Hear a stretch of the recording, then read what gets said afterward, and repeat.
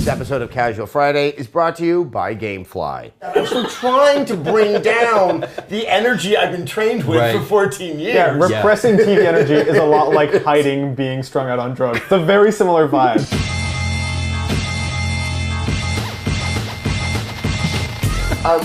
But with your show, explosions, but obviously with Mythbusters, explosions are... How many explosions have you probably been adjacent to Gosh. in your career? I can't even count. I mean, they're like on Mythbusters. There's hundreds, hundreds and hundreds.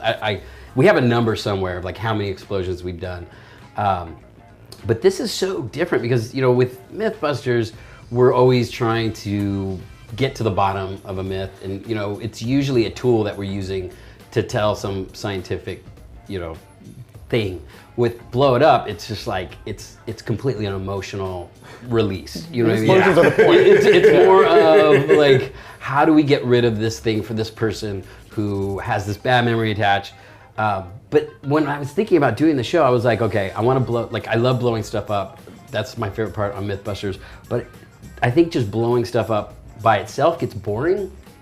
So I was like, what if there was a story around the item that we were trying to blow up? And I think that's the hook that keeps people interested, because people can relate to these ridiculous... Right, like David Prager's car, or the creeper from Minecraft. Yeah. It's Catharsis, the TV show. But see, here's what's interesting. It's like a public service. We're helping people. Sure.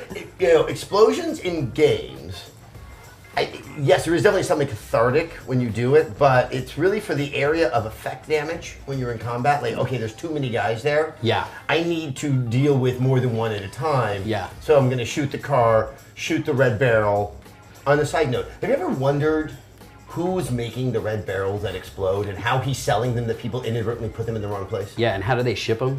Yeah. Like when They're they just very blow up volatile. in the transport, like when they hit bumps? I see the guy at the store like, oh, this red barrel will be great right next to that lean-to you have. They're like perfectly placed. Whoa, that's convenient. They're excellent for ducking behind, and they're excellent for standing near. It really ties the evil base together. You really want a good red barrel right there. But I mean, do you find yourself like when you're playing, like for an example, either Halo, my games are Halo and Call of Duty, where it's like you're shooting and you're like, I'm not killing fast enough, and then just my go-to is just I know if I throw grenades, that'll button. help. Well, because there's times where like there's so much chaos going on. It's it's a panic button. I need fewer things to know how many things I have to deal with. Right. And then you slowly pick them off. No, it's exactly and that really is a catharsis. Just like, okay, I think I have control. I'm not getting it done. Grenades. That would work. Well, in Halo, because of the sticky grenades, I mean, there still is. I think nothing is satisfying in a shooter than when you get it on the enemy. Yep. And they're like, okay, this is bad. Like straight on their head. When you put a plasma grenade right on their head, and you're like, and you see them run away like a candle, and you're just like, you got Almost as good is when you throw a grenade off in a random direction in like Call of Duty or Halo, and 10 seconds later, the little pip pops up to say that you've got them. You're like, how did I do that? Yeah, you're like, the other side of the map. So long I didn't ago. see it. Yeah. That was so 5 seconds ago. How did I kill them? I'm in the now. That's right. Time dilutes when you're playing Call of Duty. That's awesome.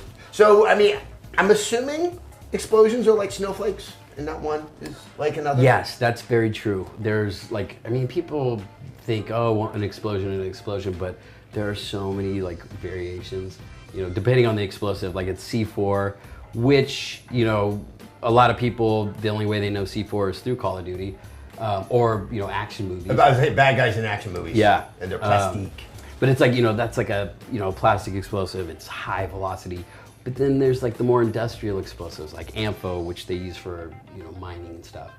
But there's such a difference in like, it's kind of like, and then snowflakes. And you like to tailor certain types of explosives for the thing you want to explode? No, what we do is we actually have a bomb tech girl who will spin the wheel of explosives. So it's kind of like, ooh, what's it gonna land on? That's how we create drama in 4 minutes, What's the, I guess, what's the hairiest explosive? The one that sort of, is probably the least certain what the outcome's going to be, or is unstable? Everything is so stable. I mean, these guys are, technicians. it's probably as safe as you're gonna get. I mean, it's not like we're out in the backyard with black powder and just lighting off bombs and we're gonna take our thumbs off. No cluster bombs or anything like that? No. So, in terms of stuff that you haven't exploded yet, is there kind of like the dream explosion? Like dead fish or something? No, we were talking. Dead fish? Yeah, the whale. Yeah, you nailed it. Yeah. Do you remember that? Did you ever see that documentary?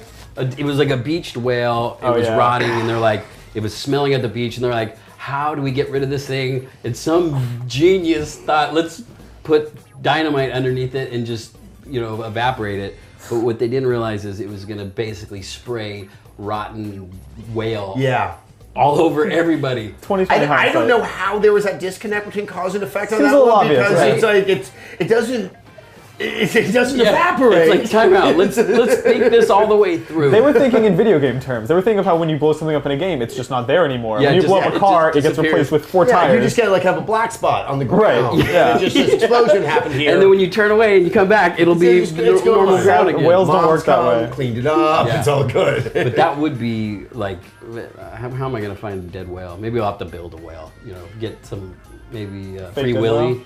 Maybe they still have that prop, the big rubber whale, and we could blow that up. Was free? I mean, we're gonna break his heart probably if we say that. Free Yeah, Willy was a it was prop. fake. He was not. Well, I mean, there was a real one, but then They blew him up? What are you saying? not yet. Wait for it. He's far freer than you can possibly imagine. We're gonna literally free him forever.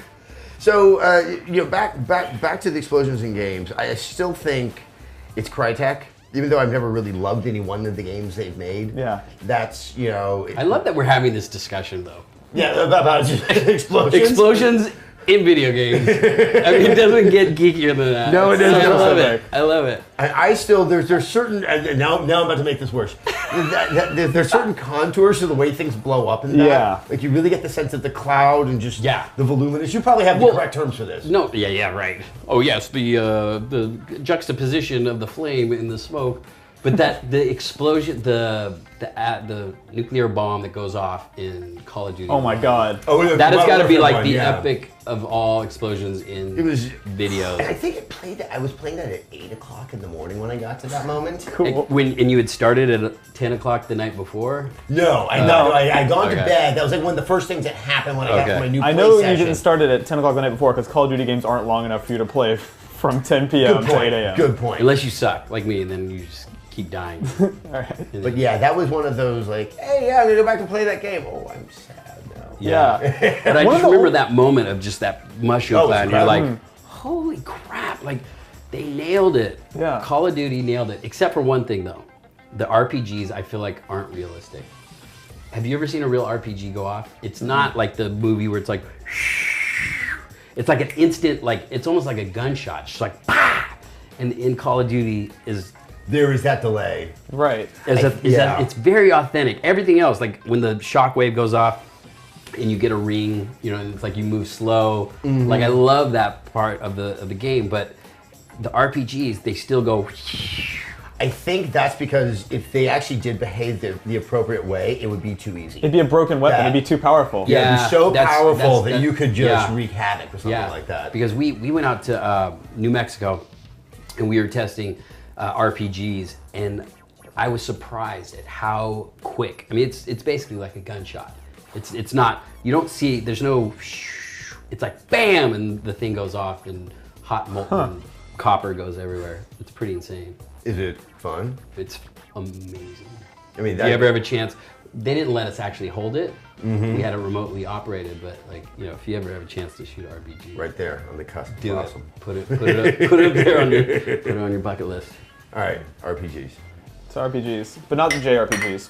No, Yeah. not the JRPGs. Do you want to blow some stuff up on your own? Then why not check out GameFly? GameFly is the largest online video game rental service that offers you a choice from over 8,000 new and classic titles, many of which feature explosions. Plans start at just $15.95 per month, and you can keep your games for as long as you like.